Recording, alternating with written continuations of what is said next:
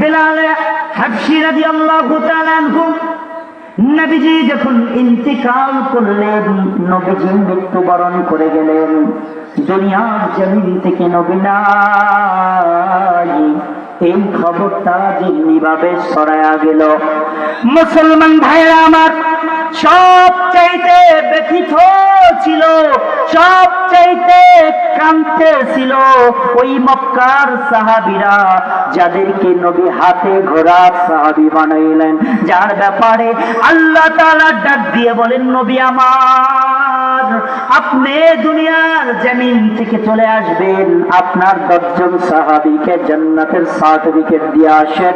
কেমন জান্নাতের সার্টিফিকেট? নবীজি, আমি জান্নাতের সার্টিফিকেট ছেড়ে দিলাম, সিংহাচার দিয়ে আপনি দিয়ে আসেন 10 জন ব্যক্তিকে। সেই 10 জনের ভিতরে হযরতে বেলালও ছিল, আবু বকর, উসমান, আলী এবং ওমর ফারুক থেকে শুরু করে এরকম 10 জন সাহাবী। মুসলমান ভাইরা আমার, সকল ব্যক্তিরা যখন দেখলো নবী নাই, সবাই কাঁদতেছে, কাঁদতে কাঁদতে সব জায়গার ভিতরে ঘরে হাদিসের রেফারেন্সে পাওয়া যায়, ঘটনার মধ্যে পাওয়া যায়, ওমর ফারুক যখন নবী নাই সংবাদটা শুনল, মদিনার ভিতরে পাগল পাড়া হয়ে অলিতে গলিতে দৌড়ায়। বেলাল হাবশী রাদিয়াল্লাহু তাআলা আনহু নবী নাই শুনিয়া আজান দেওয়া বন্ধ করে দিয়েছেন, আজান দেন না। বেলাল মদিনা থেকে চলে গেলেন সেই সফর কইরা অন্য একটা রাষ্ট্রে। মুসলমান ভাইরা 6 মাস এর চাইতে বেশি হয়ে গেল, মদিনার ভিতরে বেলাল আজান দেয় না, বেলাল আসে না। নবীজি স্বপ্নে দেখাইতেছেন, বেলাল, আমাকে মদিনায় রেখে তুমি কেন এখানে চলে আসলা? বেলাল রে, আমি নবী তোমাকে খুব মনে পড়তেছে।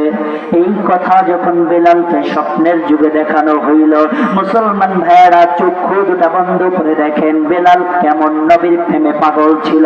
ওই রকম যদি প্রেমে পাগল হওয়া যায়, সাহাবী হওয়া লাগে না, বাংলার জমিনের ভিতরে বৈশা ঘরের ভিতরে ঘুমায়া ঘুমায়া নবীকে স্বপ্নে দেখা যায়। ঠিক কিনা? জোরে বলেন, আরো জোরে বলেন। আমরা যে তার আদরের উম্মত, উম্মতের হইয়া করলাম কি? রাসূল আমার আল্লাহর দোস্ত আখিরি নবী, আমরা যে তার আদরের উম্মত, উম্মত হইয়া কয়দিন কেঁদেছি। কাঁদছি বলে? কাঁদি নাই। বেলালে হাবশী যখন স্বপ্নে দেখলেন সিরিয়া থেকে রওনা দিয়ে মদিনায় চলে আসছেন, ফজরের ওয়াক্ত হয়ে গেছে, বেলালে হাবশী নবীদের রওজায় দাঁড়ায়া জিয়ারত করতেছেন আর কাঁদতেছেন। মদিনার নতুন মুহাজ্জির এসে দেখে মদিনার ভিতরে বেলাল হাজির হয়েছে। বেলালকে ডেকে বলে, বেলাল,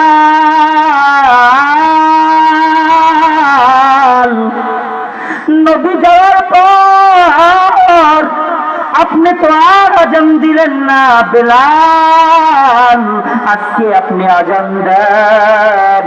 বেলাল বলে, না ভাই, আমি যে আজান দিব, আমি আজান দিয়ে আশহাদু আল্লা ইলাহা ইল্লাল্লাহ বলতে দেরি হইতো, আশহাদু আন্না মুহাম্মাদার রাসূলুল্লাহ বইলে যাইলে তাকা দেখতাম নবী হাজির হয়ে যাইত। আমি বেলাল যদি আজকে আজান দেই আর যদি নবী না আসে, তাই আমি বেলাল আজান দিব না, ওই ওই মদিনার যেই মুয়াজ্জিন ছিল সেই মুয়াজ্জিন দেখে যায় বলে, মদিনার সাহাবীরা রে, বেলাল হাজির হয়ে গেল। বেলাল হাজির হয়েছে, বলো বলো বেলালকে একটু আজান দিতে। মদিনার সাহাবীরা বলে বেলাল আজান দেয় না। দৌড়ে গেল হাসান আর হুসাইনের কাছে। হাসান আর হুসাইন অর্ধেকটা নবীর উপরের অংশ আর নিচের অংশ। হাসান ছিল উপরের অংশ আর হুসাইন ছিল নিচের অংশ। এইভাবে করে হুসাইন আর হাসাইনকে যা বললেন, যাও যাও, মদিনার নবী মুয়াজ্জিন হাজির হয়ে গেছে, তুমি যদি যে বলো আবদার করো তাহলে আজান দিতে পারে। যখন বারবার করে আজান দেওয়ার জন্য আবদার করা হইল, মুসলমান যুবক বন্ধুরা আমার, বৃদ্ধ বাবাজিরা আমার, শেষ করে দেব আর কয়েকটা মিনিট। এইভাবে করে আজান দেওয়ার কথা বলা হলো। মুয়াজ্জিন যখন আজান দেওয়ার জন্য হযরতে বেলাল মিনারার উপরে উঠিয়া আল্লাহু আকবার আল্লাহু আকবার বলতে শুরু করে। এইভাবে বলতে বলতে আশহাদু আল্লা ইলাহা ইল্লাল্লাহ যখন বলল, মদিনার সমস্ত মহিলারা, বাচ্চারা সবাই বলে মদিনার ভিতরে বেলাল আসছে, নবীজির মুয়াজ্জিন আসছে, হয়তো বা নবী চলে আসবে। সবাই যখন বেলালকে দেখার জন্য হাজির হয়ে গেল, আল্লাহর সেই প্রিয় সাহাবী যখন আজান দিতেছে আশহাদু আল্লা ইলাহা ইল্লাল্লাহ যখন বলল, মদিনার ভিতরে এমন জোরে ভূমিকম্প শুরু হয়ে গেল, তাস করে জমিনের ভিতরে বেলাল পড়ে গিয়েছে। শুধু বলেন নবীকে ভালোবাসার জন্য নাকি বেলালের ব্যক্তিত্বের জন্য? কার জন্য? নবীকে ভালোবাসার জন্য বেলাল আল্লাহ তাআলার কাছে এত পরিমাণে দামি হয়েছে। আল্লাহ পাক রব্বুল আলামিন এইভাবে বেলালের মতন দামি হওয়ার মতন তৌফিক দান করুক। সকলে বলি আমিন। আর আসসালামু আলাইকুম ওয়া রাহমাতুল্লাহি ওয়া বারাকাতুহু।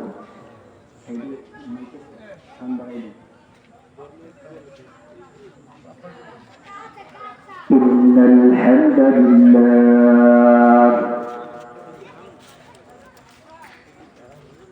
ইন্নাল হামদালিল্লাহি নাহমাদুহু ওয়া নাস্তাঈনুহু ওয়া নাস্তাগফিরুহ ونعوذ بالله من شرور أنفسنا من يهده الله فلا مضل له ومن يضلل فلا هادي له ونشهد أن لا إله إلا الله وحده لا شريك له ونشهد أن سيدنا وسندنا وحبيبنا وطبيبنا وطبيب قلوبنا وطبيب قلوبنا ومولانا محمد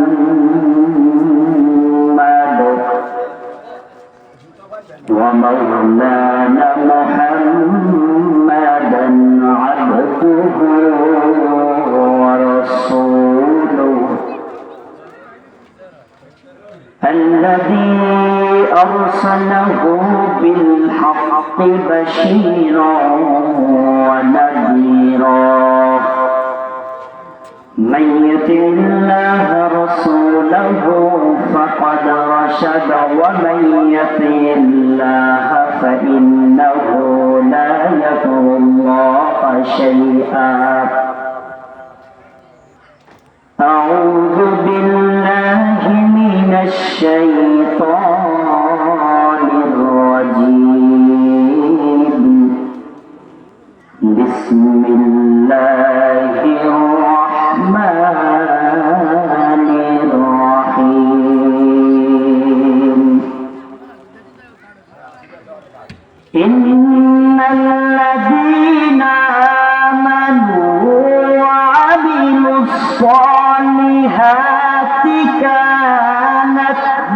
لهم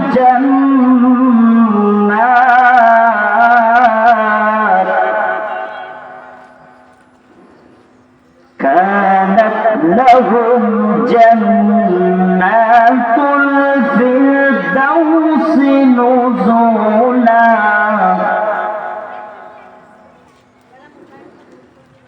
بسم الله الرحمن الرحيم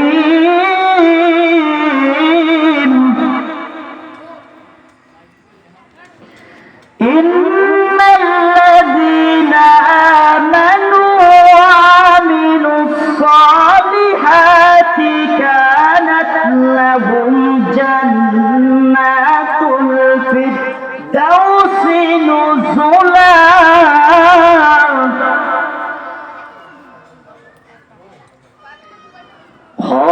خالدين فيها لا يبغون عنها حولا وقال النبي صلى الله عليه وسلم لا يدخل الجنة جسد غذي بالحرام أو كما قال النبي عليه الصلاة والسلام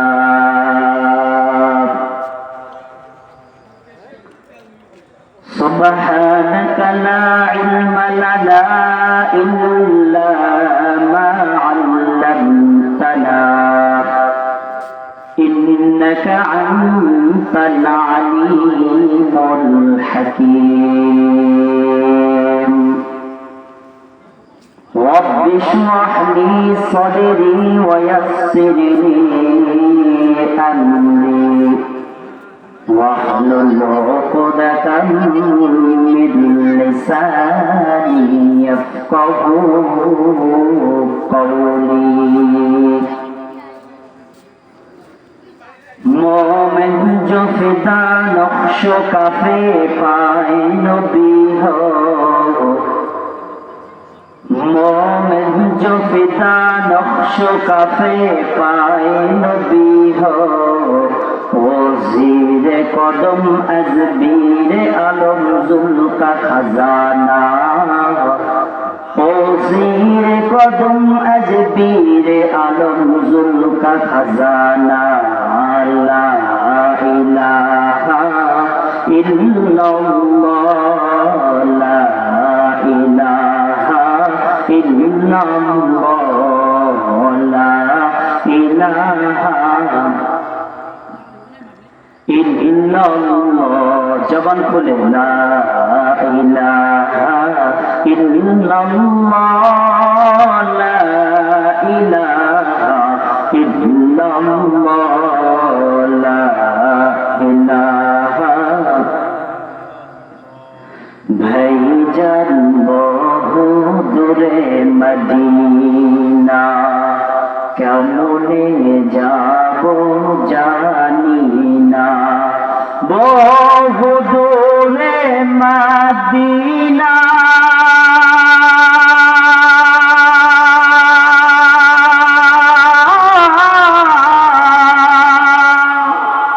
কেমনে যাব জানি না দয়া করো দয়ার আল্লাহ দয়া করো দয়ার আল্লাহ এই গরিবের ভাষণা লা ইলাহা ইল্লাল্লাহ লা ইলাহা ইল্লাল্লাহ লা ইলাহা ইল্লাল্লাহ লা ইলাহা ইল্লাল্লাহ লা ইলাহা ইল্লাল্লাহ মুহাম্মাদুর রাসূলুল্লাহ সাল্লাল্লাহু আলাইহি ওয়াসাল্লাম আলহামদুলিল্লাহ মহান রব্বুল আলামিনের দরবারে লাখ কোটি শুকরিয়া যে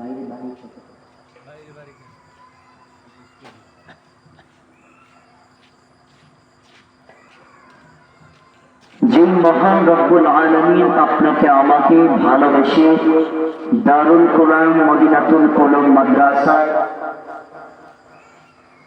এই আজকের এই সুন্দর পরিবেশে আসার এবং বসবার মতন তৌফিক দান করেছেন, সেজন্য মালিকের দরবারে কালিমাতুশ শুকর শুকরিয়া আদায় করছি, আলহামদুলিল্লাহ।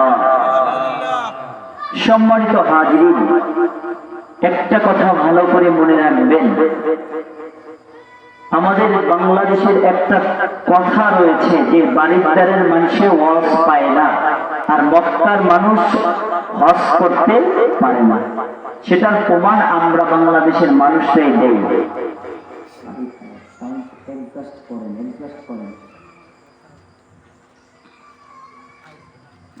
কারণ আমরা দূর থেকে সেই ঠাকুরগাঁও থেকে আমাদের একজন হুজুরকে দাওয়াত দিয়ে নিয়ে আসছে, আমাদের পিরোজপুরের হামিম ভাই সেও আসবেন, আমিও আসছি।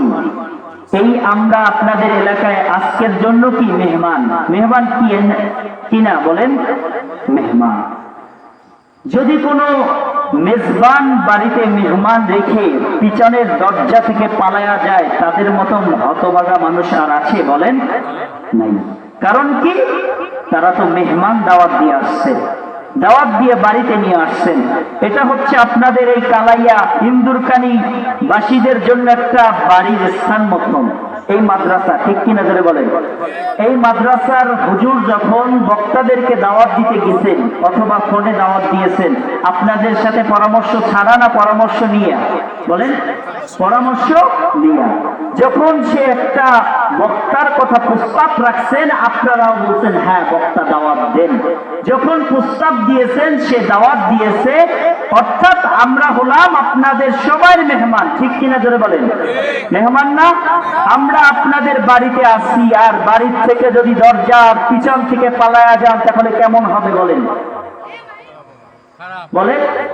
এই কালাইয়াবাসী যদি, এখানে কি অল্প কয়জন লোক না, কালাইয়ার মধ্যে অনেক লোক আছে বলেন, অনেক লোক। আমি এখানে আজকে বয়ান করতে আসছি এরকম না, আগেও কয়েকবার আসা হয়েছে, হয়তো বা আপনাদের সামনে এই নামটা অনেক পরিচিত, হাবিবুল্লাহ কোন পিরোজপুরি, কিন্তু দীর্ঘ 3টা বছর পর্যন্ত আসতে পারি নাই, সময়ের সাথে মেলে না। গেছে বছর একেবারে নিয়াত করছি, আপনাদের এখানে 3 দিন মাহফিল হয়েছে, হয়তো কি হয়েছে না বলেন, 8, 9, 10 এপ্রিল এই 3 দিন মাহফিল হয়েছে। আমার 9 তারিখে প্রোগ্রাম ছিল, সেই প্রোগ্রাম আজকেরটা ধরার জন্য সেটা আমি ক্যান্সেল করছি অনেক দূরে, কারণ 10 তারিখ আইতে পারবো না। কিন্তু আল্লাহর পরেই তো আসতে পারি নাই, কারণ যেই দিন এই মাহফিলটা, সেই দিন আমার বড় চাচি ইন্তেকাল করছেন। সেই দিন আমার বয়ান ছিল বাদ মাগরিব, আর সেই বাদ মাগরিব হচ্ছে তার জানাজা। আর এমন একটা অবস্থা, আমি ছাড়া তার জানাজা কেউ দিবে না, কারণ তার ওসিহাত ছিল, আমাকে বেশি ভালোবাসছে, সেই জন্য জানাজাটা আমার দেওয়া লাগছে। এখন বলেন, এখানে আসাটা জরুরি নাকি তাকে বিদায় দেওয়াটা জরুরি?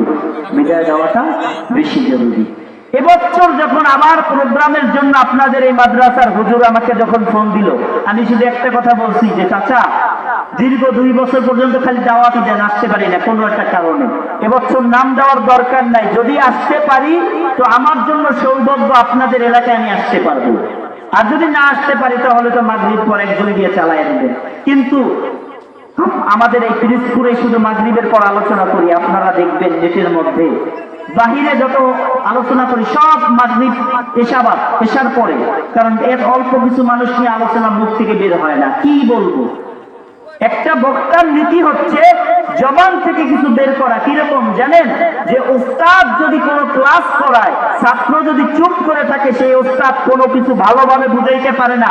কারণ হচ্ছে ওস্তাদ যখন যেই জিনিসটা ছাত্রকে বুঝাইতে চাচ্ছে, যদি ছাত্র সেই জিনিসের উপর জ্ঞান অর্জন করার জন্য কিছু কথা বলে, ওস্তাদের কাছ থেকে কিছু কথা বাইর করার চেষ্টা করে, তখন ওস্তাদ এমন এমন কথা বলে যেই কথার কারণে ছাত্র উপকৃত হয় আর উস্তাদ বলেও মজা পায়, ঠিক কিনা জোরে বলেন। এই অবস্থা হচ্ছে ক্লাস, এখানে সুর দিয়ে টেনে গেলাম, আর যাওয়ার সময় বলবেন যে টুপিটা খোল, বিড়িটা ধর, হুজুরের কণ্ঠটা ছিল সেই। এরকম কোনো কথা বলেন? এখানে যখনই বসছেন একটা নিয়াত খাঁটিভাবে করে নিবেন যে আমরা যেই বক্তার মুখে যেই কথাটা শুনবো কোরআন হাদিস দিয়ে মিলায়া সেই কথাটা আমরা মেনে নিব, ঠিক কিনা জোরে বলেন? যখন এইভাবে করে এই কালাইয়ার মধ্যে একটা মাহফিল হয়, আর যদি কোনো একটা বক্তার কারণে একটা মানুষ যদি দিনের রাস্তায় যায়, ওই মাহফিলটাই হলো কামিয়াবি, ওই মাহফিলটাই হলো সার্থক, ঠিক কিনা জোরে বলেন? এ ভাইরা আমার একটা বদ অভ্যাস ছোটকাল থেকে, যদি আমি কোনো জায়গায় কথা বলি, আমার মসজিদের মুসল্লিরাও ভালো করে জানে যে আমি যখন মসজিদে কোনো কথা বলতে চাই, প্রোগ্রামে যদি কোনো কথা বলতে চাই, যদি আমার সামনে সবাই চুপ করে বসে থাকে, আমি কোনো কথা বলতে পারি না। আমি যেটা বলবো সেটা জবাব দিতে হবে, আর ভুল হলে ভুল বলতে হবে, সঠিক হলে সঠিক বলতে হবে, ঠিক কিনা ধরে বলে? ওস্তাদ যদি ছাত্রকে বুঝাইতে চায় আর ছাত্র না বুঝে এরকম বসে থাকে, কিছুই বুঝলো না, সেই ওস্তাদের কাছে যদি 1 বছর 2 বছর নাই 10 বছর কইলেও কি এসএসসি পাস করা যাবে বলেন? 10 বছর তো দূরের কথা, 100 বছর কইলেও এসএসসি পাস করা সম্ভব না।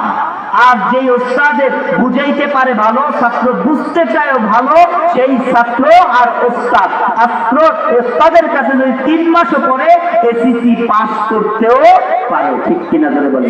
এ ভাইরা আমার, কথা বলার আগে ভূমিকা অনেক লম্বা করে ফেলছি, শুধুমাত্র উপস্থিতি কম। এখন আপনাদের বিবেক, আপনাদের এলাকায় আমি মেহমান আসছি, আর মেহমান হয়ে যদি বাড়ির দরজা থেকে পালায়া যান, কেমন হবে ব্যাপারটা বলেন? প্রিয় ভাইয়ের আমার, আমি কোরআন ও কারীম থেকে একটি আয়াতে কারিমা তেলাওয়াত করেছি। বিশ্ব নবী, মানবতার নবী জনাবে মুহাম্মদুর রাসূলুল্লাহ সাল্লাল্লাহু আলাইহি ওয়াসাল্লাম রেখে যাওয়া অসংখ্য অগণিত হাদিস থেকে এক টুকরা হাদিসে পাক তেলাওয়াত করেছি। উক্ত আয়াত ও হাদিসের প্রতি লক্ষ্য রেখে কোরআন ও কারীমের সঠিক আলোচনা আল্লাহ তাআলা আমার জবান থেকে বের করুন। যেই কথা আমি বলবো, সর্বপ্রথম আমাকে আমল করার মতন তৌফিক দান করুক, এবং আপনাদেরকে শুনেও আমল করার তৌফিক দান করুক। সকলে বলি আমিন। আরো জোরে বলেন আমিন।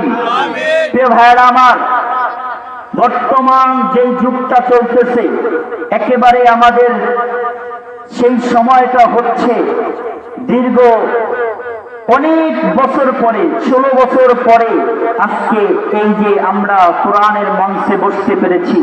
এই বসাটা আর গেছে বছর এপ্রিল মাসের 10 তারিখের বসাটা এক ছিল বলেন? এক ছিল না। এখানে ওঠার আগে চিন্তা করতে হতো যে বুবুর বিরুদ্ধে কথা কোনটা যায়, আর সে কোনটা থেকে আমাকে অ্যারেস্ট করে, ঠিক কিনা জোরে বলেন? হতো কি হতো না বলেন? কোন রাজনীতির বিষয়ে আমি কথা বলতে চাই না, শুধু বোঝানোর জন্য ভূমিকা টানতেছি। কিন্তু এখন আমাদের কাছে জমিনটা কি? চাষ করা, যেখানেই বীজ ফলাবেন রোপণ হবে, ঠিক কিনা জোরে বলেন? জমিন যখন যারা চাষ করে দেখবেন প্রথম নাঙ্গল দেয়, নাঙ্গল দেওয়ার পরে একটা মই টানে, মই টেনে সমান করে রাইখা দেয়, ওখানে যেই জিনিসটা পড়বে ওই জিনিসটার গাছ হবে, ঠিক কিনা করে বলে?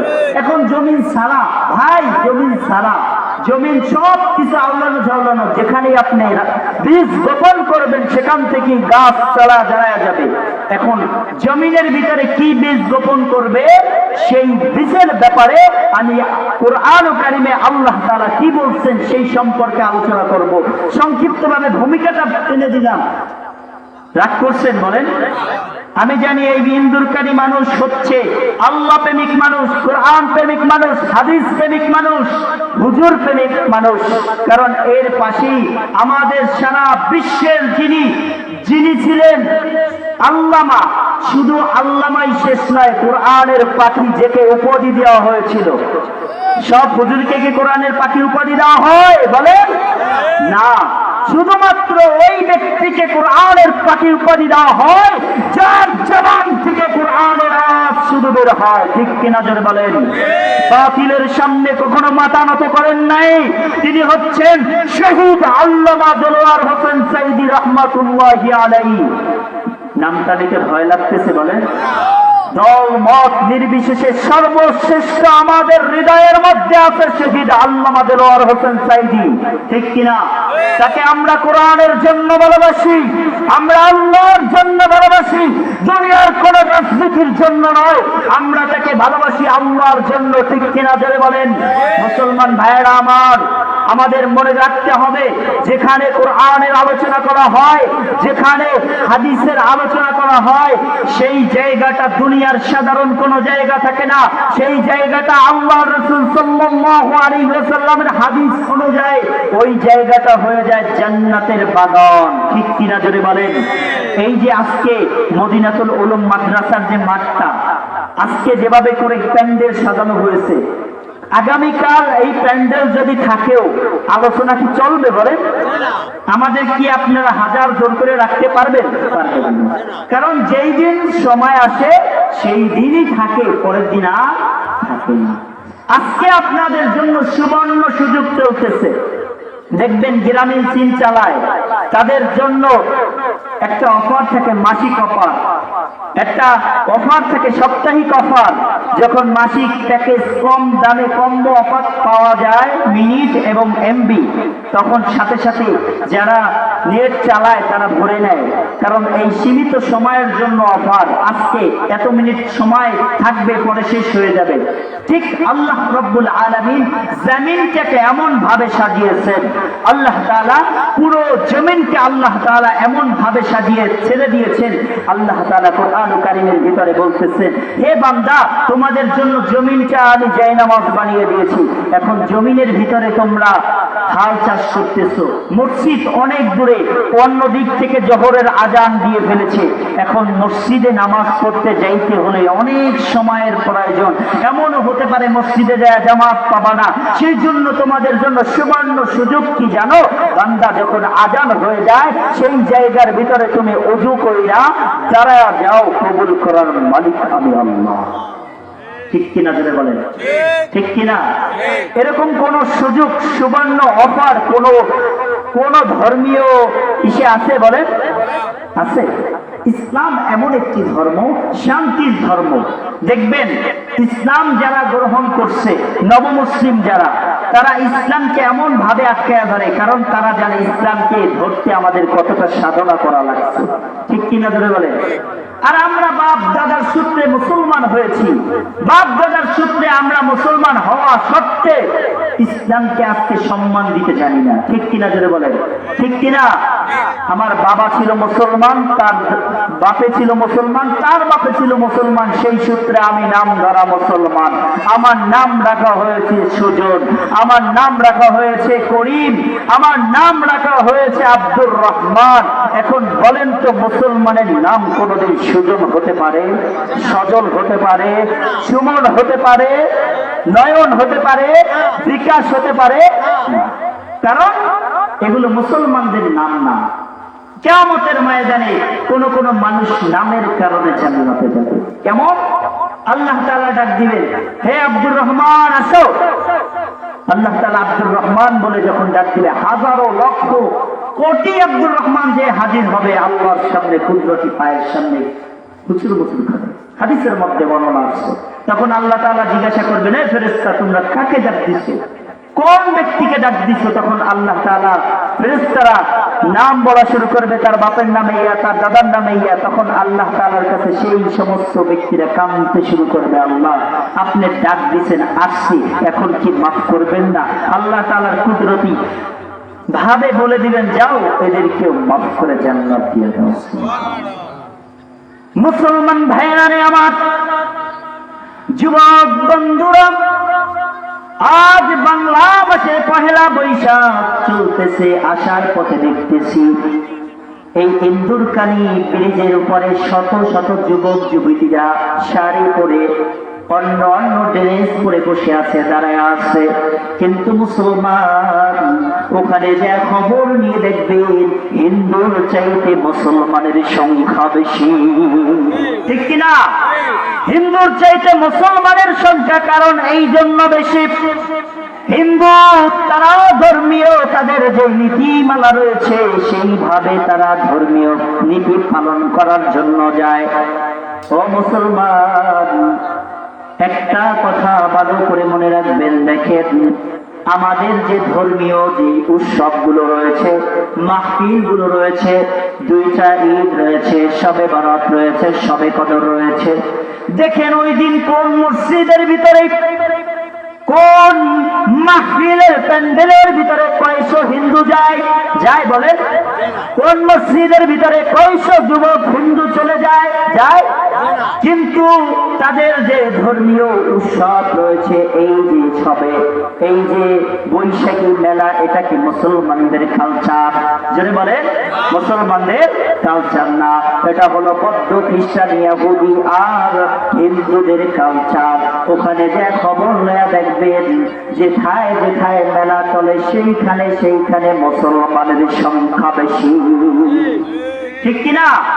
কারণ এই বাংলাদেশটা হচ্ছে 95% মুসলমান, 5% হিন্দু। আর যেই সমস্ত খারাপ কাজের ভিতরে লোক ধাবিত হয়, আর সেইখানে যদি মুসলমানের সংখ্যা না যায়, তাহলে এত লোক কোথা থেকে, ইন্ডিয়া থেকে ভাড়া করে আনা হয় বলে?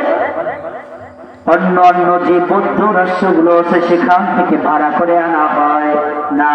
শুধুমাত্র মনে রাখতে হবে, আপনার আমার সন্তানগুলো আপনাকে আমাকে না জানায়া তারা ওই সমস্ত মেলার ভিতরে চলে যায়, ঠিক কিনা?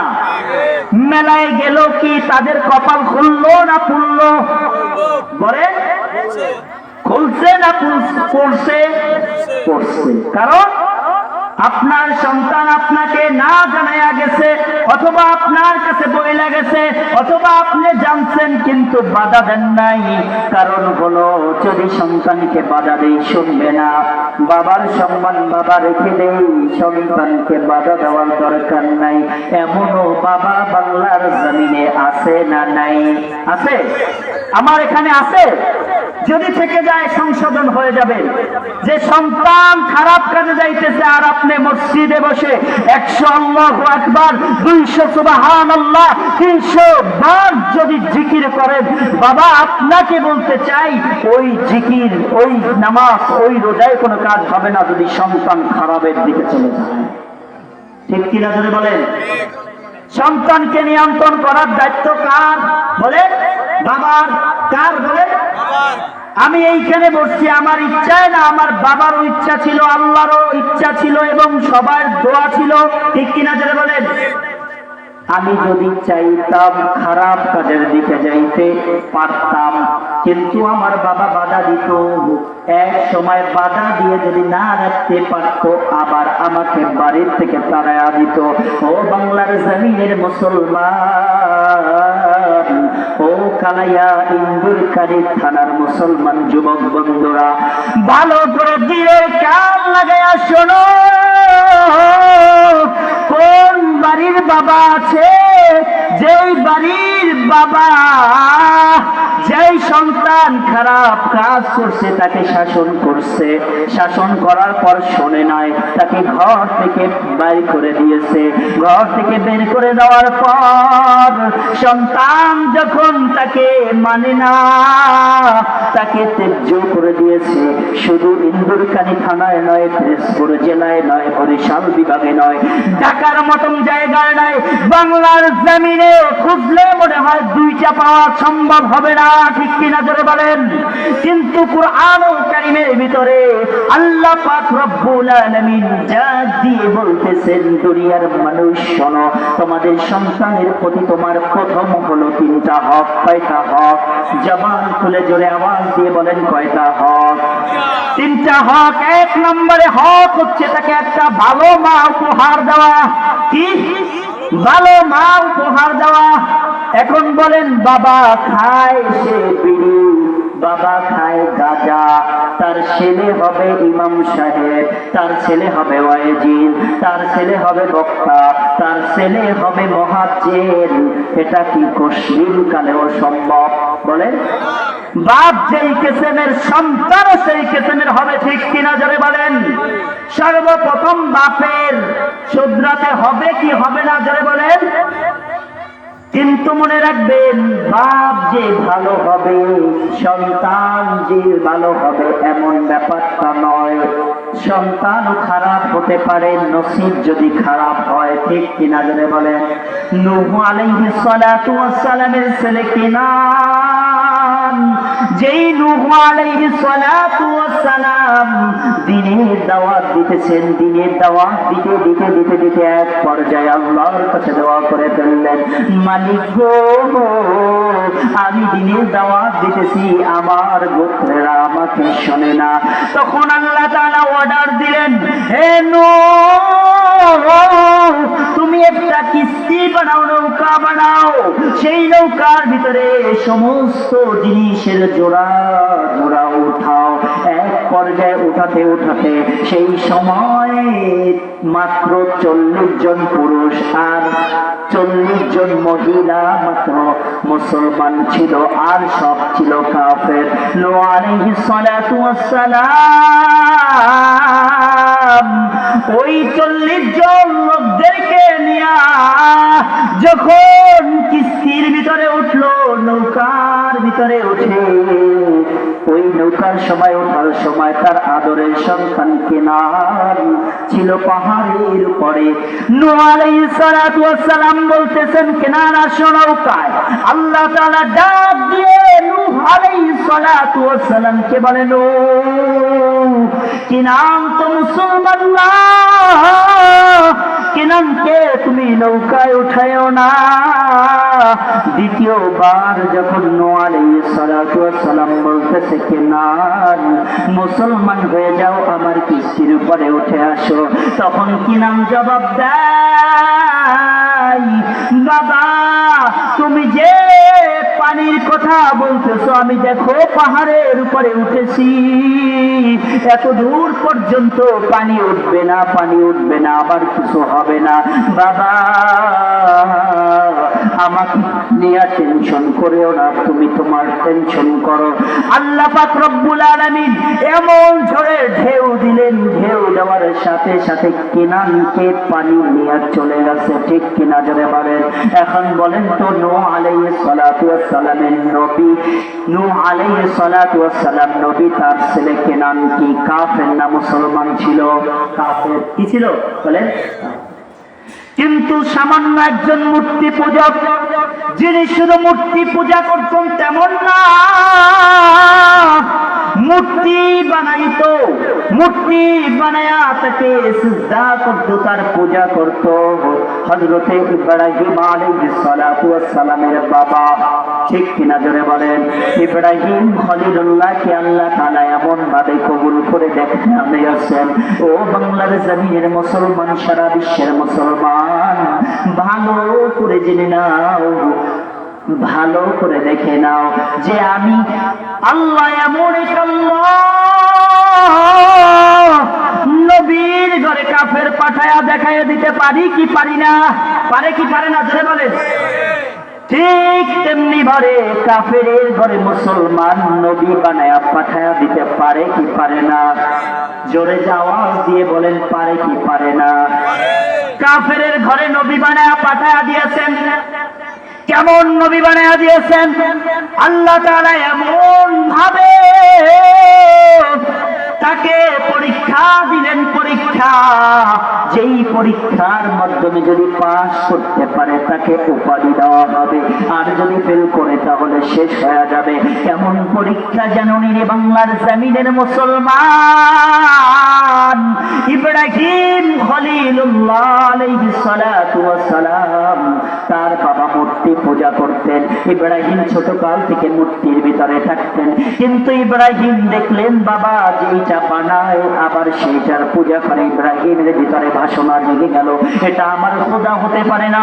আসমানের দিকে তাকাইতেন, সূর্য দেখতেন, বলতেন হয়তোবা এটা আমার খোদা।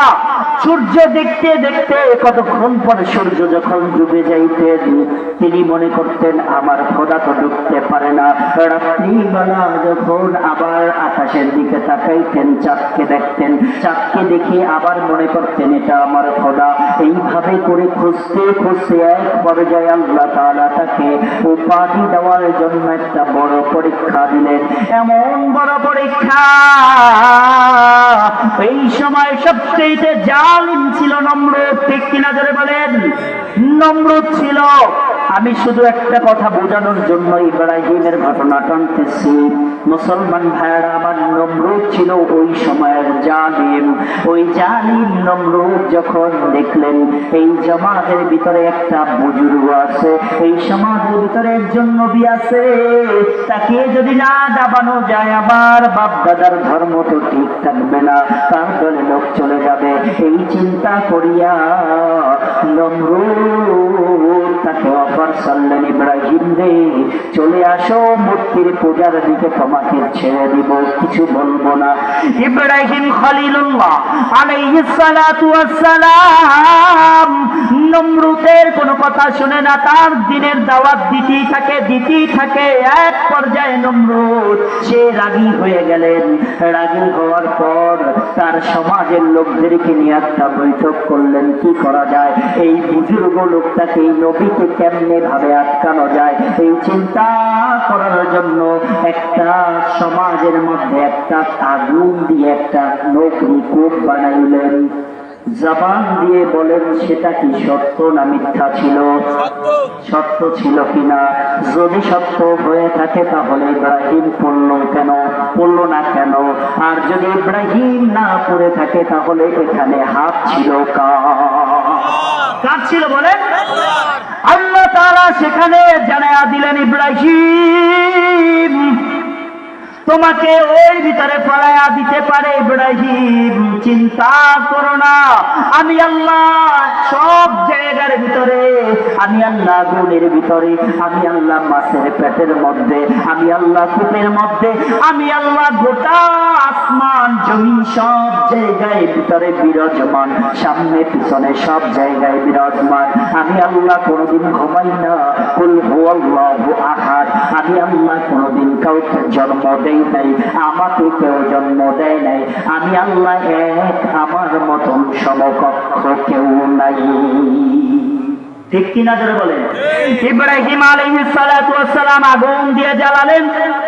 ওই ভিতরে ইব্রাহিমকে যখন ফালানোর চিন্তা করলেন নমরুদ, ফালানোর জন্য একটা চরকি বানালেন। চরকি কেমন চরকি? যারা মেলায় গেছে দেখবেন চার কোনায় একটা চরকি আছে, এভাবে ঘুরতে থাকে। ওইটা টিকিট কেটে মানুষ ঘুরে আনন্দ নেয়। ওই চরকিটা কোথা থেকে আসছে সেইটা বোঝানোর জন্য আমি এই এত বড় ঘটনাটা টানলাম। ইব্রাহিমকে যখন ওই চরকি দিয়া ফলাইতে চাচ্ছে, ইব্রাহিমের সমস্ত শরীরের চারপাশ থেকে ফেরেশতারা এমন ভাবে আটকায় রাখলো, ইব্রাহিমকে ফলাইতে চায় কিন্তু ফলাইতে পারে না। ওই সময় সবচাইতে বড় বুদ্ধিমান যিনি ছিলেন তিনি বলতেছেন, ওই হিন্দুদের ভিতরে একজন পাদ্রী থাকে, আমাদের মুসলমানদের ভিতরে যেরকম একজন পীর সাহেব থাকে, একজন বড় হুজুর থাকে, হিন্দুদের মধ্যে একজন বড় পাদ্রী থাকে। সেই পাদ্রী বলতেছে তাকে যদি ওর ভিতরে ফলাইতে চাও দুইটা কাজ করো। এক নম্বরে কাজ হচ্ছে এখানে সবচেয়ে খারাপ যেই নারী আছে, সুন্দরী তাদেরকে নিয়ে আসো। দুই নম্বরে কাজ হচ্ছে গান বাজনা করে উলঙ্গ ড্যান্স করাও। বলো না নাউজুবিল্লাহ, জবান খুলে বলেন না নাউজুবিল্লাহ। ওটা কি ইসলামী কালচার না ওই নমরুদের কালচার? কার কালচার বলেন? প্রথমেই কথা বলছি যে কথা না বললে আমি কিন্তু বলতে পারি না। একটু কষ্ট করে সামনে আগে আসবেন নাকি? সবাই আমার বাবার বয়সী, এখানে আমার আব্বু উপস্থিত আছে আলহামদুলিল্লাহ। এবছর হয়তো প্রথম সুযোগ পেয়েছি বাবার সামনে কিছু কথা বলার জন্য। প্রিয় ভাইয়ের আমার, সামনে আগায় বসি। যারা এখনো রাস্তাঘাটে আছি একটু চলে আসি। আজকে দিনের জন্য, আজকে দিনটাকে কোরবানি করে দেই দিনের জন্য। যদি কোরবানি করে দিতে পারি তাহলে আল্লাহ পাক রব্বুল আলামিন আমাদেরকে উত্তম জাযা দান করবে। সকলে বলে আমিন। প্রিয় ভাইয়ের আমার, একটু পানিতে কি হবে না? ওই পানি প্রিয় ভাইরা আমার, যে নমরুদ যখন ওই আগুনের ভিতরে ফালানোর জন্য কয়টা কাজ করছিলেন বলেন? কয়টা? দুইটা। এক নম্বরে সুন্দরী নারী নিয়ে আসছে, আর দুই নম্বরে হচ্ছে উলঙ্গ করে তাদেরকে দিয়ে খারাপ খারাপ ড্যান্স করাইছে, ঠিক কিনা? যখন এইভাবে খারাপ ড্যান্স করার জন্য উলঙ্গ করা হলো, উলঙ্গ করলেন, তখন ওখান থেকে রহমতের ফেরেশতারা আস্তে আস্তে করে সরে যাইতেছে। সরে যখন যাইলেন, 40 হাত দূর থেকে ইব্রাহিমকে ওই আগুনের ভিতরে ফালাইলেন। আগুনের ভিতরে ফালাইলেন, 40 দিন পর্যন্ত আগুন তাকে জ্বালায় একেবারে লাল থেকে কালো বর্ণ করে ফেললেন। কারণ হলো আগুন যখন গতি বাড়ে তত তার কালার তত কালো হয়, ঠিক কিনা জোরে বলেন? দুনিয়ার আগুন লাল হতে হতে এক পর্যায়ে সাদা হয়, সাদা হতে হতে এক পর্যায়ে কালো বর্ণের হয়ে যায়। ঠিক আল্লাহ পাক রব্বুল আলামিন ডাক দিয়ে বলেন, দুনিয়ার মানুষ শোনো, দুনিয়ার ভিতরে যে আগুন দেওয়া হলো সেই আগুন হলো জাহান্নামের আগুনের চাইতে 70 গুণ পাওয়ার কম। এই আগুন যদি কোনো ব্যক্তির বাড়িতে লাগে, কোনো ব্যক্তির শরীরে লাগে, পুড়ে ছারখার হয়ে যায়। দুনিয়ার বাড়িতে আগুন লাগতে দেরি হয়, ফায়ার সার্ভিস বন্দি আনতে দেরি হয় না, ধূমকল আসতে দেরি হয় না, আইসা তাদের ঘর নিবানোর জন্য পানি মেরে দেয়। ঠিক আল্লাহ রাব্বুল আলামিন জাপ দিয়ে বলেন, ও দুনিয়ার মানুষ, কবরের মধ্যে যদি আগুন লাগানো হয়, ওই 3.5 হাত মাটির কবরে যদি আগুন দিয়ে কাউকে জ্বালানো শুরু হয়, তখন কোন ফায়ার সার্ভিস ফোন দিবা, কোন ধূমকল ফোন দিবা, কোন আত্মীয় স্বজন ফোন দিয়া পানির জন্য ডাকবা? সেই জন্য আমি আল্লাহ তোমাদের জন্য এমন ব্যবস্থা করে রেখেছি, এমন 2টা জিনিস দিয়ে দিয়েছি। এই 2টা জিনিস যদি আটকে রাখতে পারো, এই 2টা জিনিস যদি ধরে রাখতে পারো, তাহলে কোনদিন ওই আগুন কবরের ভিতরে জ্বালাইতে পারবে না। শুনতে রাজি আছেন? যতক্ষণ কথা বলবো শুনবেন তো? কে কে শুনবেন? নারায়ে তাকবীর! আওয়াজ হয় নাই, নারায়ে তাকবীর! এখন মানুষ বুঝবে কয়েকজন আসছে, ঠিক কিনা? এই সমাজে লোক কি এই কয়জন বলে? আরো আছে, কিন্তু সৌভাগ্য সবাই বলে বড় বক্তা। আমাদেরও ক্ষেত্রে এরকম, দূরে যখন সময় প্রোগ্রামে যাই, এই নরসিংদী, তারপরে ঠাকুরগাঁও, ব্রাহ্মণবাড়িয়া, তখন যাই আমাদের দেখার জন্য বসে থাকি। তাই হুজুর আপনাদের দেখার জন্য বসে আসছি, কিন্তু আমরা বাড়ির বাড়ির লোক তো, সেজন্য আমাদের আসবে, শুনবে না, এই দেখি নাই, সমস্যা নেই। যে কয়জন আসছেন এর থেকে যদি একজন একটা কথা মানতে পারেন, তাহলে আমার বয়ানও সার্থক এবং আপনারা যারা শুনছেন তারাও সার্থক, ঠিক কিনা যদি বলেন? 1 লক্ষ লোক হচ্ছে কিন্তু একজনও মানলো না, কোনো সার্থক হবে বলে? 5 জন লোক হচ্ছে, এর থেকে 2 জন মানছে, সার্থক হবে কি হবে না যদি বলেন? হবে। প্রিয় ভাইরা আমার, একটু জিকির করি, লা ইলাহা ইল্লাল্লাহ, لا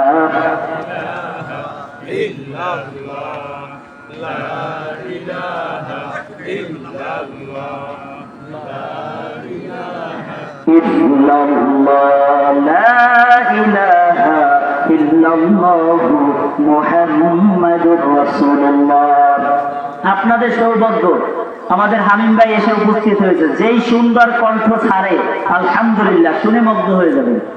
এত চমৎকার আল্লাহ তাআলা তার কণ্ঠের ভিতরেই দিচ্ছেন। আমাদের তো বাংলা ছিল কণ্ঠ, কোন কণ্ঠই নেই। তার কণ্ঠ এত চমৎকার, সুমধুর কণ্ঠে তেলাওয়াত এবং গজল। আমার তার প্রতি একটা আবদার থাকবে, আমাদেরকে যেন একটা সুন্দর গজল উপহার দেয় আজকে, ঠিক কিনা? প্রিয় ভাইয়েরা আমার, বলতেছিলাম সময় একেবারে কাছাই আসছে। বলতেছিলাম, মনে আছে নমরুদ ইব্রাহিম আলাইহিস সালাতু ওয়াস সালামকে আগুনের ভিতর ফলাইছে, মনে আছে না ভুলে গেছেন? মনে আছে? কিভাবে ফলাইলো?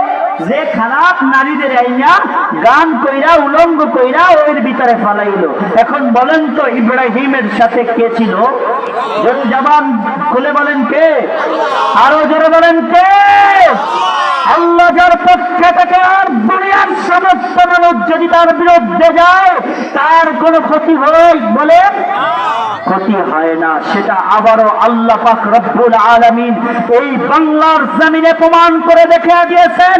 আলেমানার বিরুদ্ধে যখন গোটা পৃথিবীর নাস্তিকের দলেরা ছিল, যখন বাংলার জমিনের নাস্তিকের দলেরা ছিল, তখন শুধুমাত্র আল্লাহ তাআলা পক্ষে থেকে দেখা দিয়েছেন 13 বছর পর্যন্ত যাকে কারাগারে আটকে রাখছো, কিন্তু তার মৃত্যুতে তার ভোটের কারণে এত পরিমাণ লোক জামায়াত হতে তাকে বিদায় দিয়েছেন। এরকম বাংলার জমিনে আর দ্বিতীয় একবার এত পরিমাণ লোক হবে আমাদের জানা নাই। ঠিক কিনা জোরে বলে? এই বাংলার জমিনে এভাবে আর লোক সমুদ্রের যেরকম ফেনা যেরকম তুলে এক পাশ থেকে ফেনা উঠতে শুরু হয়, অন্য পাশ থেকে ফেনা হয়ে এক জায়গায় জমা হয়, ঠিক তেমনি ভাবে গোটা বাংলাদেশের মানুষ ফেনার মতন হয়ে ত্রিশপুরের মাটিতে জমা হয়েছিল। ঠিক কিনা জোরে বলেন? মুসলমান ভাইয়েরা আমার, তখন জানাজার জন্য বারবার কাউন্টার দেওয়া হয়েছিল, শুধু একটা ধ্বনি দিয়েছিল, নারায়ে তাকবীর। ঠিক কিনা জোরে বলেন? এই নারায়ে তাকবীর কোন দলীয় স্লোগান? বলেন দলীয় স্লোগান? এটা স্লোগান কার? জবান খুলে বলেন কার? এই স্লোগান হচ্ছে একমাত্র আল্লাহ। নারায়ে তাকবীরের মাধ্যমে বলা হয় আল্লাহ সবচেয়ে বড়, তার বড় আর কেউ নেই। কেউ ভাই আমার,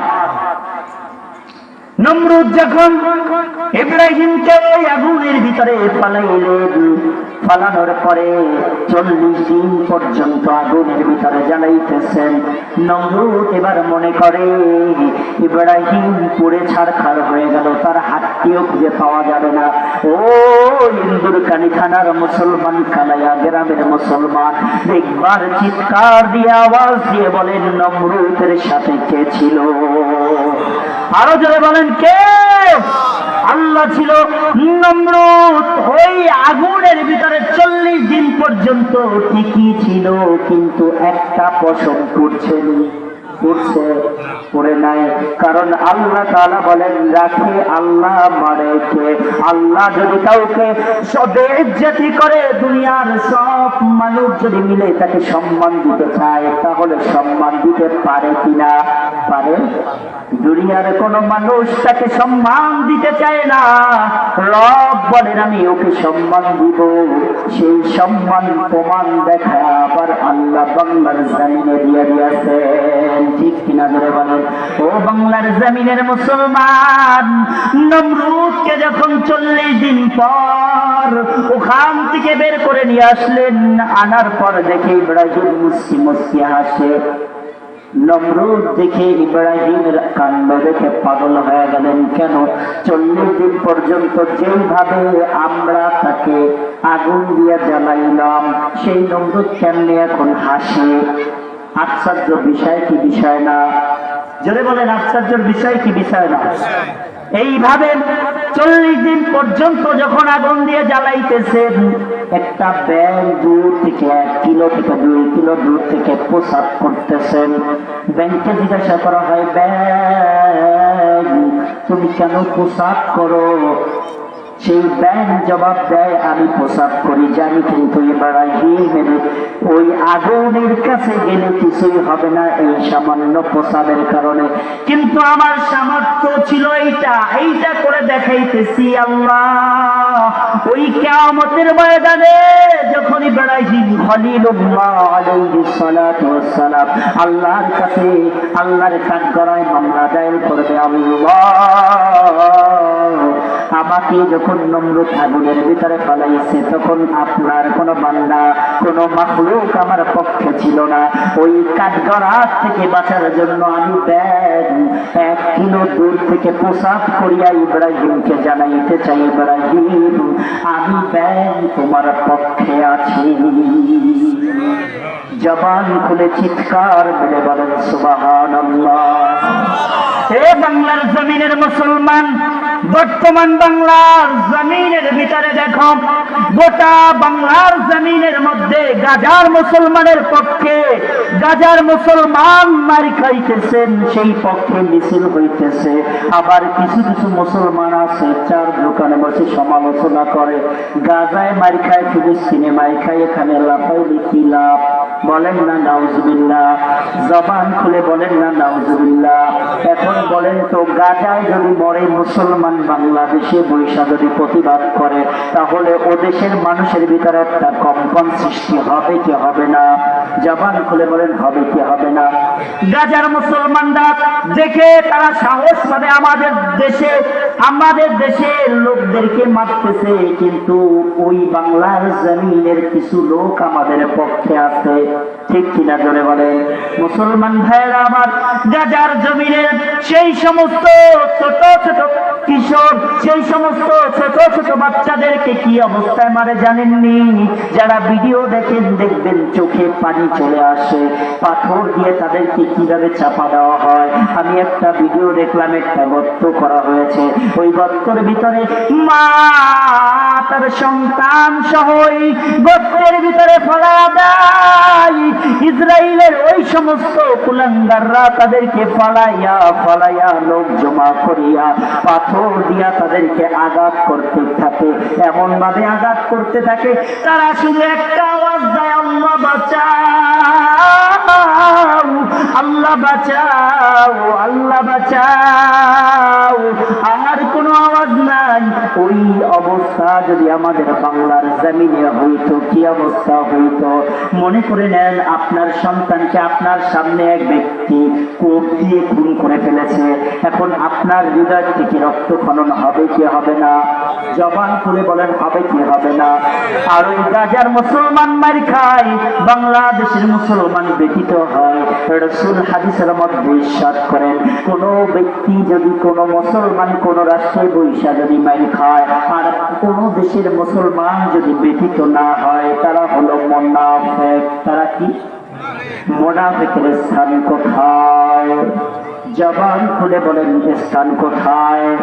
জাহান্নাম। মুনাফিকের স্থান কোথায়? জাহান্নামে। আর বাংলার জমিনে যারা মুসলমানের পক্ষে নিয়ে কথা বলে, এই যে কয়েকদিন আগে সরাবদি উদ্যানে মাস ফর গাজা একটা সম্মিলিত একটা সমাবেশ হয়েছিল, দল মত নির্বিশেষে সমস্ত ব্যক্তিরা সেখানে উপস্থিত ছিল। এই ভিডিওটা দেখে কার কার খারাপ লাগছে হাত তুলে দেখান। খারাপ লাগছে? খারাপ লাগছে? লাগে নাই। কারণ হইল মুসলমানের পক্ষে সবাই একসাথে ছিল। এইভাবে যদি সব ক্ষেত্রে মুসলমানরা এক থাকতো, তাহলে বলেন তো এদেশে কোনো হিন্দুত্ববাদী, কোনো ইহুদিবাদী মাঝে মধ্যে যে নবীর বিরুদ্ধে কটূক্তি কয়াটা তাদের নাড়া দেয়, সেটা পারতনি? পারত? পারত? জবান খুলে বলেন পারত? পারত না। মাঝে মধ্যে পিন দিয়ে দেখে। আমাদের একটা ভাষা আছে যে মাঝে মধ্যে কিছু লোক আছে দেখে যে আর সমাজে কারো ভিতর বাজাইতে পারে না, বিশেষ করে মহিলারা, মা বোনদের এই স্বভাবটা থাকে যে সবাই চুপ আছে, ওই বাড়ির ভিতরে সবাই সবার সাথে মিলে আছে, একটা পিন দিয়ে দিই, কিরকম? এর কথা ওর কাছে, ওর কথা ওর কাছে। আছে না নাই বলে? আল্লাহ তাআলা আমাদের মা বোনদেরকে, এই কালাইয়ার মা বোনদের কথা বলি নাই, আমি অন্য জায়গায় আমার এলাকার কথা বলছি। আল্লাহ তাআলা আমাদের এই মা বোনদেরকে এই সমস্ত স্বভাব থেকে দূর থাকার তৌফিক দান করে, সকলে বলে আমিন। পিন দিয়ে দেয় কিরকম? যে ওই ঘরে দেখতেছে ছেলে সন্তান সবাই মিলে মিলে খাইতেছে, বোধ ধরে দেখা তোমার মতন বল তার দেখিনি। কেমন? যে তুই শাশুড়িরও খাওয়াও, বউরেরও খাওয়াও, তোমার একটা নো আছে, বড় হয়েছে, ওটা বিয়ে দেওয়া লাগবে না, ওটা বিয়ে দিয়ে সরাও না কেন? এবার দেবর হয়েছে, হেরেও খাওয়াও। এল্লা মানুষের গাঁজার নাম খাটতে পারে? কয় কি কয় না বলেন? এরকম কিছু সমাজের লোক থাকে কি থাকে না? কারো ভালো কেউ দেখতে পারে না, এরকম কিছু সমাজের লোক থাকে কি থাকে না? ঠিক তেমনি ভাবে, এইরকম ভাবে কিছু কিছু মুসলমানদের বিপক্ষে দেওয়ার জন্য কিছু কিছু ইহুদিরা রয়েছে, নবীকে মাঝে মধ্যে একটু রঙ্গিলা রাসূল বইলা দেখে, তারপর কিছু কিছু খারাপ ভাষা ব্যবহার করে দেখে, নবীর চরিত্র খারাপ, ওইভাবে কিছু কিছু কথা বইলে দেখে দেখে মুসলমানদের ঈমান কেমন। যখন দেখে গোটা বাংলাদেশের মুসলমান এক হয়ে নারায়ে তাকবীরের স্লোগান দিয়ে মাঠে ময়দানে নেমে আসছে, তখন চুপ হয়ে যায়, জাতির কাছে ক্ষমা চাই। আর আমরা বাংলাদেশের মানুষ এমন হয়ে গেছি, ক্ষমা চাইতে দেরি, মাফ করতে দেরি। স্বভাব ভালো, কিন্তু মুনাফিকের আলামতের ভিতরে কিন্তু রয়েছে বারবার ভুল, বারবার ক্ষমা, বারবার ভুল, বারবার ক্ষমা। ঠিক কিনা জোরে বলেন প্রিয় ভাইরা আমার। সুতরাং বলতেছিলাম, আমরা কার পক্ষে থাকবো? আল্লাহর পক্ষে। কার পক্ষে? আল্লাহর পক্ষে। কার পক্ষে? এতক্ষণ টানলাম ভূমিকা, এখন বলবো আয়াত। যতক্ষণ যায় ততক্ষণ কথা বলবো। রাজি আছেন তো ইনশাআল্লাহ? মাঠে কিন্তু লোকজন অনেক সময় লাগছে, সহজে কিন্তু উঠে যেতে পারবেন না, আগেই বইলা দিলাম। প্রিয় ভাইয়েরা আমার, একটা স্বভাব আমার, যেখানে যাই গুছাইতে গুছাইতে অনেক সময় লাগে, অনেক সময় লাগে। প্রিয় ভাইয়েরা আমার, একটা আয়াত তেলাওয়াত করেছি, মনে আছে? মনে আছে তো? বিসমিল্লাহির রহমানির রহিম।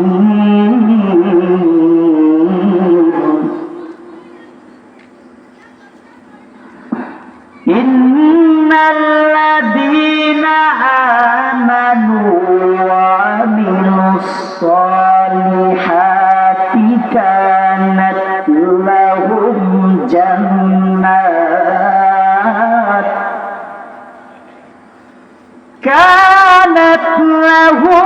জান্নাতুল ফিরদাউসি নুজুলা। আল্লাহ পাক রব্বুল আলামিন দেখে বলেন, দুনিয়ার মানুষ, তোমরা যখন দুনিয়ার জমিনে আমার হুকুম পালন করবা, আমার সমস্ত হুকুম পালন করে যখন তোমাকে আজরাইল পাঠায়া জান কবজ করব, জান কবজ করতে দেরি হবে, তোমার জন্য কানাত লাহুম জান্নাতুল ফিরদাউসি নুজুলা, তোমাদের জন্য আমি আল্লাহ অপেক্ষা করাইতেছি জান্নাতুল ফিরদাউস। কে কে যাইতে চায় হাত তুলে দেখান। জান্নাতে যাইতে চাই কে কে? নারায়ে তাকবীর। আল্লাহ তাআলা কুরআন কারীমের ভিতরে বলেন, ঈমানদারের জন্য তাতানাজ্জালু আলাইহিমুল মালাইকাতু আল্লা তাখাফু ওয়া লা তাহজানু ওয়া আবশিরু ফিল জান্নাহ। আল্লাহ তাআলা ডাক দিয়ে বলতেছেন, দুনিয়ার মানুষেরা, তোমাদের কাছে যখন আমি আল্লাহ আজরাইল আলাইহিস সালাতু ওয়াস সালামকে পাঠায়া দেই, তোমাদের কোনো ভয় নাই, কোনো ভয় নাই। তাতানাজ্জালু আলাইহিমুল মালাইকা, তোমাদের সাথে শুধু আজরাইল আল্লাহকে পাঠাই না, তার সাথে ফেরেশতা পাঠায়া দেই। কেমন ফেরেশতা জানোনি? তোমরা যারা মুমিন, তোমাদের জন্য জান্নাতি ফেরেশতা পাঠায়া দেই। তারা আওয়াজ দিয়ে বলতে থাকে, তাতানাজ্জালু আলাইহিমুল মালাইকাতু আল্লা তাখাফু, আমাদেরকে আল্লাহ তাআলা পাঠাইছেন, কেন পাঠাইছেন? ওয়ালা তাহজানু ওয়া আবশিরু ফিল জান্নাহ, জান্নাত নিয়ে বান্দা তোমার কাছে পাঠাইছে। দুনিয়ার জমিনে যারা রয়েছে তাদের কোনো চিন্তা নাই, কোনো চিন্তা নাই, যারা রয়েছে তাদের কোনো চিন্তা করো না, কারণ আল্লাহ তাআলা তোমাকে নিয়ে যাইতেছেন। আর জমিনের ভিতরে যারা আছে সবাই দায়িত্ব নিতেছেন আল্লাহ। কে নিতেছেন বলেন? এটা কার জন্য? জবান খুলে বলেন, কার জন্য? মুমিনদের জন্য। আর বেঈমানদের জন্য আল্লাহ তাআলা বলেন, বেঈমান যখন মৃত্যু বরণ করা হয়, তার কাছে কেমনে কি পাঠায়া দি? মৃত্যু যখন বরণ করা হয়, তার কাছে আজরাইলের সাথে জাহান্নামের ফেরেশতা পাঠায়া দেওয়া হয়। এখন বলেন তো, জান্নাতি মানুষদের জন্য জান্নাতি ফেরেশতা, আর জাহান্নামী মানুষদের জন্য কি জান্নাতি ফেরেশতা? জান্নাতি ফেরেশতা না, তাদের জন্য জাহান্নামের ফেরেশতা। কেমন জাহান্নামের ফেরেশতা? তারা তোমার মৃত্যুর আগে জবানটা বন্ধ করে ফেলবে। আজরাইল যখন তোমার হাত হাত বুকের উপর রাখবে, কুদরতে হাত রাখতে দেরি হবে এমন মনে হবে। রাসূলুল্লাহ সাল্লাল্লাহু আলাইহি ওয়াসাল্লাম হাদিসের মধ্যে ইরশাদ করেন, নবীজি যখন দুনিয়ার জমিন থেকে ইন্তেকাল করে দুনিয়ার জমিন থেকে বিদায় হয়ে যাবে, তখন আল্লাহ তাআলা তার ফেরেশতা হযরতে আজরাইল আলাইহিস সালাতু ওয়াস সালামকে পাঠিয়ে দিয়েছেন। আজরাইল বাড়ির দরজার সামনে হাজির হয়ে গেলেন। হযরতে বিশ্ব নবী মানবতার নবী জনাবে মুহাম্মদুর রাসূলুল্লাহ সাল্লাল্লাহু আলাইহি ওয়াসাল্লাম বাড়ির দরজার দিকে তাকায়া ফাতেমাকে বলতেছেন, ফাতেমা গো, বাড়ির দরজা খুলে দাও, আমাদের দরজার ভিতরে মেহমান চলে আসছে। কেমন মেহমান? আল্লাহর সবচাইতে চারজন ফেরেশতা প্রিয়, তার ভিতরে দ্বিতীয় নম্বর ফেরেশতা। হযরতে ফাতিমার বুঝতে বাকি নাই, আজরাইল এসে হাজির হয়েছে। হযরতে ফাতিমা যখন বাড়ির দরজাটা খুললেন, খুলে দেখে আজরাইল এসে হাজির হইয়া রাসূলকে সালাম জানাইতেছেন। একেবারে সংক্ষিপ্ত ভাবে টেনে দিতেছি, শুধু মৃত্যুর যেই যন্ত্রণা সেটা বোঝানোর জন্য লম্বা করতেছি না। আজরাইল যখন আসলেন, আয়েশা কথাবার্তা বললেন, নবীজি আপনি যদি চান তাহলে আমি আজরাইল আপনাকে হায়াত বাড়ায় দেব আল্লাহর তরফ থেকে, আর যদি না চান তাহলে জান কবজ করে ফেলবো।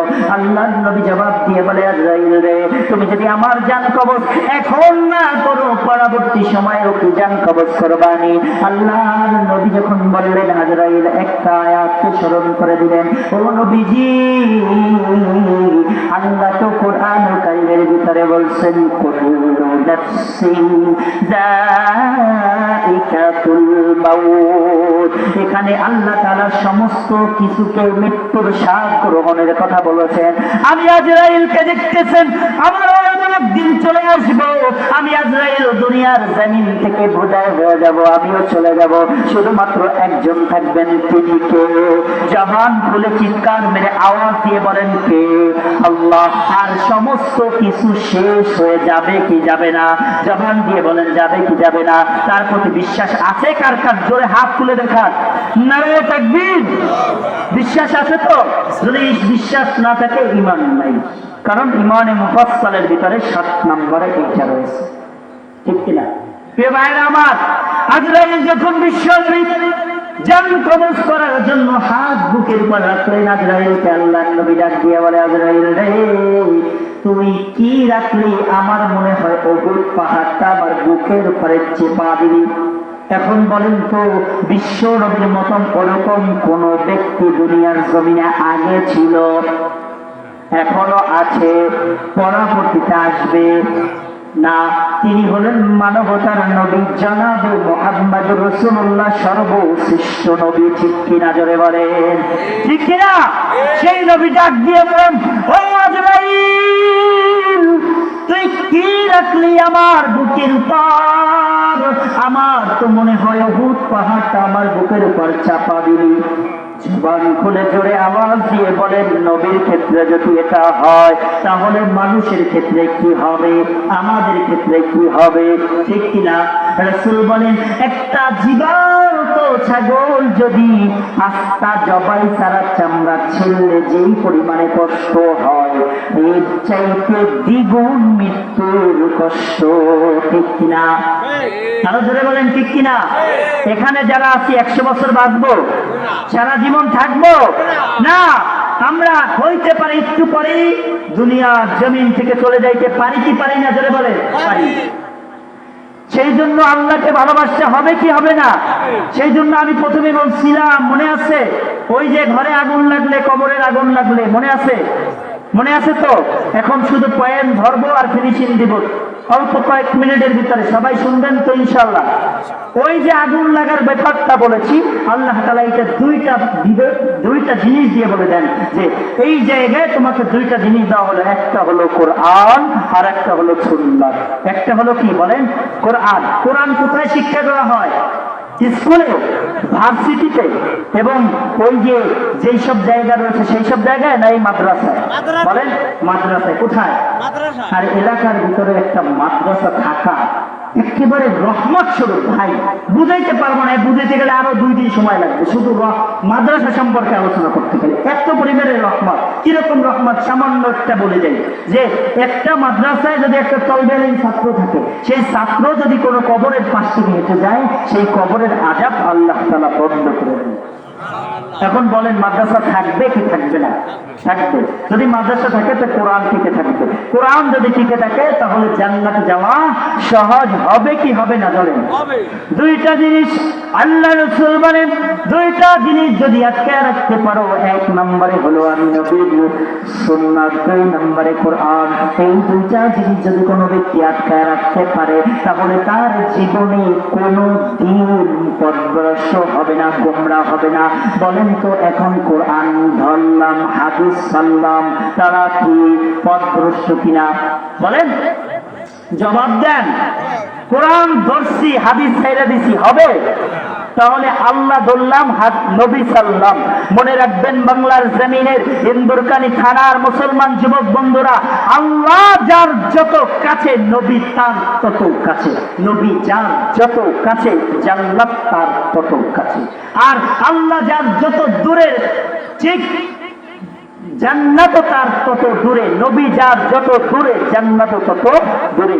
আর আল্লাহ যত দূরে, জান্নাত তত দূরে। সুতরাং আল্লাহ ছাড়া জান্নাত সম্ভব না, নবী ছাড়াও জান্নাত সম্ভব না। তার জন্য হচ্ছে 2টা কারণ। একটা হচ্ছে পাশ করবে একজনের, সই দিবে আর একজনের। কেমন? একটা শুধু ছোট্ট একটা উদাহরণ দিয়ে বুঝাই দিই। যেরকম ভাবে একটা দুনিয়ার দরখাস্ত আছে, আপনাদের মাদ্রাসার যে মহতামিম সাহেব, সে তো বিভিন্ন জায়গায় ঘুরে, দ্বিতীয় পিস, এসপি অফিস, এই শুধুমাত্র তার এই প্রতিষ্ঠান চালানোর জন্য, ঠিক কিনা? তার ঘরের বাড়ি 5 তলা বিল্ডিং পিরিজপুর কিনছে নাকি? বলেন, এই যে এত পরিমাণে টাকা অর্থ কালেকশন করে কি বাড়ি 5 তলা বিল্ডিং করার জন্য? তার ছেলে মেয়েদের জন্য? ছেলে মেয়ে তো যাই তাদের জন্য। শুধুমাত্র দিনের স্বার্থে 2টা জিনিসকে সে ধরার উদ্দেশ্যে করে, ঠিক কিনা? যদি বলে, যখন এসপি অফিস থেকে একটা দরখাস্ত পাস হয়, ডিসি অফিসে যেতে হয়, সেখান থেকে সই হয়, তারপর ডিউ পাস হয়, ঠিক কিনা? যদি বলে, ঠিক আল্লাহ তাআলার কাছেও সেরকম জান্নাত আল্লাহ তাআলা পাস করে দিবেন। নবীর সিংহাসন ছাড়া কোনো ব্যক্তি জান্নাতে ঢুকতে পারবে না। এই যদি কোনো ব্যক্তি বলে জান্নাতে ঢুকতে পারবেন নবীর সুপারিশ ছাড়া, সে বুঝবেন ধোঁকাবাজি করতেছে, সে ভণ্ডামি করতেছে। নবীর সুপারিশ ছাড়া কোনো ব্যক্তি জান্নাতে যেতে পারবে না।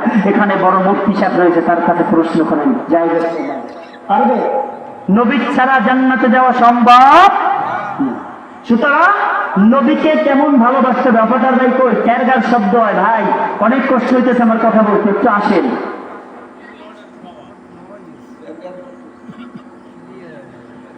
প্রিয় ভাইয়েরা আমার, যে বলতেছিলাম যে নবীর সুপারিশ লাগবে কি লাগবে না? বলেন, লাগবে কিনা? যদি পারি তাহলে কি পাবো? ওই যে কোরআন কারীমের ভিতরে আল্লাহ তাআলা বলছেন যে জান্নাত তোমাদের জন্য দিয়ে দেব। কেমন জান্নাত? যেই জান্নাতের বিবরণ আল্লাহ তাআলা কোরআনের ভাবে সুন্দর বিশ্লেষণা ভাবে দিয়ে দিয়েছেন। কিন্তু মনে রাখবেন, নবীকে ভালোবাসেন বেলালে হাবশী রাদিয়াল্লাহু তাআলা আনহু। যেই বেলালে হাবশী নবীকে ভালোবাসেন, সে কি পরিমাণে কালো ছিল, তার মতন কালো এখন বাংলার জমিনে আছে আফ্রিকার লোক ছাড়া। বলে আমরা কি কালো? চাইতেও কালো, হাতের তালুটা পর্যন্ত কালো ছিল, কিন্তু তার দাম ছিল স্বর্ণের চাইতেও বেশি। কি বেশি না? করে বলেন, জবান খুলে বলেন, ঠিক কিনা? নবীজি গিয়েছেন মেরাজ করতে, জান্নাতের ভিতর যা দেখে হযরতে বেলালের পায়ের ছাপ এবং বেলালের পায়ের আওয়াজ শুনতে পান। কোথায়?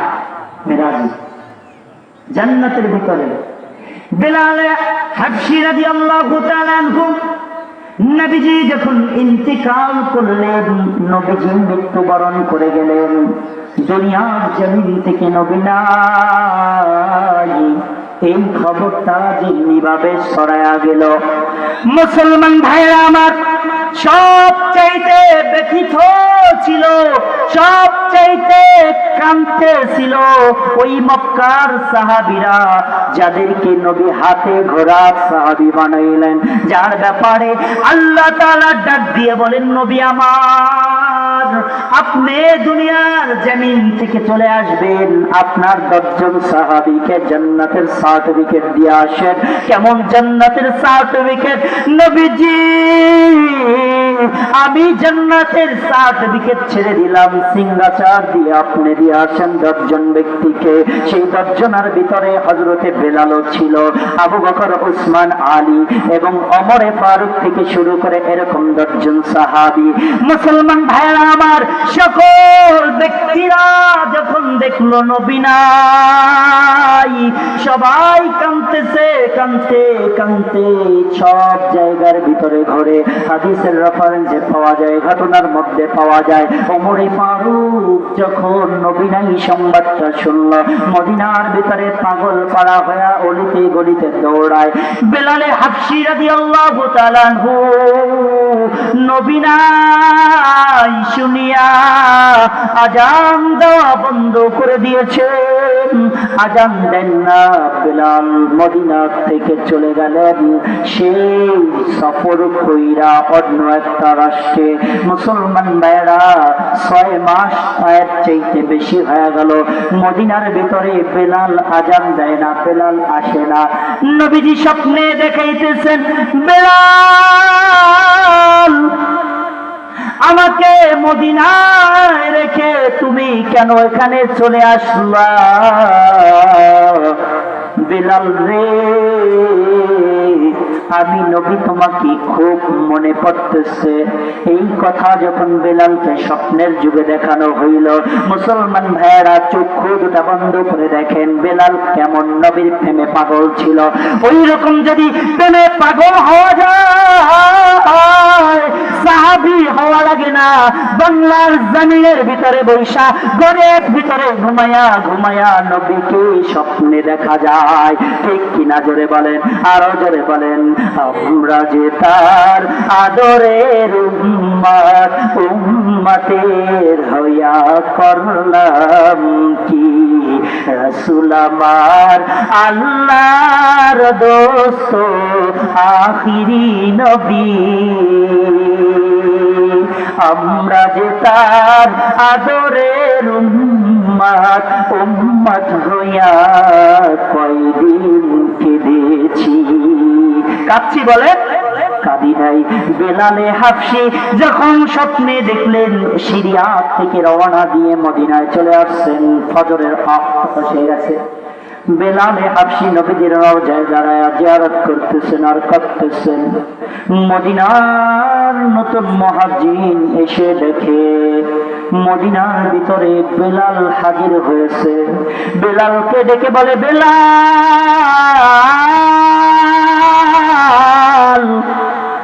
নবী যাওয়ার পর আপনি তো আর আজান দিলেন না, বেলাল আজকে আপনি আজান দেন। বেলাল বলে, না ভাই, আমি যে আজান দিব, আমি আজান দিয়ে আশহাদু আল্লা ইলাহা ইল্লাল্লাহ বলতে দেরি হইতো, আশহাদু আন্না মুহাম্মাদার রাসূলুল্লাহ বইলে যাইলে তাকা দেখতাম নবী হাজির হয়ে যাইতো। আমি বেলাল যদি আজকে আজান দেই আর যদি নবী না আসে, তাই আমি বেলাল আজান দিব না। ওই মদিনার যেই মুহাজ্জিন ছিল সেই মুহাজ্জিন দেখে যা বলে মদিনার সাহাবীরা রে, বেলাল হাজির হয়ে গেল। বেলাল হাজির হয়েছে, বলো বলো বেলালকে একটু আজান দিতে। মদিনার সাহাবীরা বলে বেলাল আজান দেয় না। দৌড়ে গেল হাসান আর হুসাইনের কাছে। হাসান আর হুসাইন অর্ধেকটা নবীর উপরের অংশ আর নিচের অংশ, হাসান ছিল উপরের অংশ আর হুসাইন ছিল নিচের অংশ। এইভাবে করে হুসাইন আর হাসাইনকে যা বললেন, যাও যাও, মদিনার নবী মুহাজ্জির হাজির হয়ে গেছে, তুমি যদি যে বলো আবদার করো তাহলে আজান দিতে পারে। যখন বারবার করে আজান দেওয়ার জন্য আবদার করা হইল, মুসলমান যুবক বন্ধুরা আমার, বৃদ্ধ বাবাজিরা আমার, শেষ করে দেব আর কয়েকটা মিনিট। এইভাবে করে আজান দেওয়ার কথা বলা হলো। মুহাজ্জিন যখন আজান দেওয়ার জন্য হযরতে বেলাল মিনারার উপরে উঠে উঠিয়া আল্লাহু আকবার, আল্লাহু আকবার বলতে শুরু করে। এইভাবে বলতে বলতে আশহাদু আল্লা ইলাহা ইল্লাল্লাহ যখন বলল, মদিনার সমস্ত মহিলারা, বাচ্চারা সবাই বলে মদিনার ভিতরে বেলাল আসছে, নবীজির মুয়াজ্জিন আসছে, হয়তো বা নবী চলে আসবে। সবাই যখন বেলালকে দেখার জন্য হাজির হয়ে গেল, আল্লাহর সেই প্রিয় সাহাবী যখন আযান দিতেছে আশহাদু আল্লা ইলাহা ইল্লাল্লাহ যখন বলল, মদিনার ভিতরে এমন জোরে ভূমিকম্প শুরু হয়ে গেল, তাস করে জমিনের ভিতরে বেলাল পড়ে গিয়েছে। শুধু বলেন নবীকে ভালোবাসার জন্য নাকি বেলালের ব্যক্তিত্বের জন্য? কার জন্য? নবীকে ভালোবাসার জন্য বেলাল আল্লাহ তাআলার কাছে এত পরিমাণে দামি হয়েছে। আল্লাহ পাক রব্বুল আলামিন এইভাবে বেলালের মতন দামি হওয়ার মতন তৌফিক দান করুক। সকলে বলি আমিন। আরো জোরে বলেন আমিন। অনেক কথা ছিল, সময় সংক্ষেপের জন্য বলতে পারি নাই। আল্লাহ যদি বাঁচায় রাখে, আবারও যদি কোনোদিন সময় হয় বলবো। রাগ করছেন? এতক্ষণ কথায় কে কে রাগ করছেন? এটা হাত তোলেন তো। রাগন নাই। আপনাদের যেইভাবে ওয়াজ করার কথা আমি পারি নাই, কারণ আমি ব্যর্থ, সময় কম। আল্লাহ তাআলা এই যে ভাঙ্গাচোরা আলোচনা করলাম, এর থেকে যেই সমস্ত আলোচনা, যেই সমস্ত আমল করলে ফায়দা হবে, আমল করার তৌফিক দান করুক, এবং যেই সমস্ত জিনিস ভুল হয়েছে ক্ষমা করে আল্লাহ তাআলা আমাদের সবাইকে আমল করার তৌফিক দান করুক। ওমা তৌফিকি ইল্লা বিল্লাহ। আসসালামু আলাইকুম ওয়া রাহমাতুল্লাহ।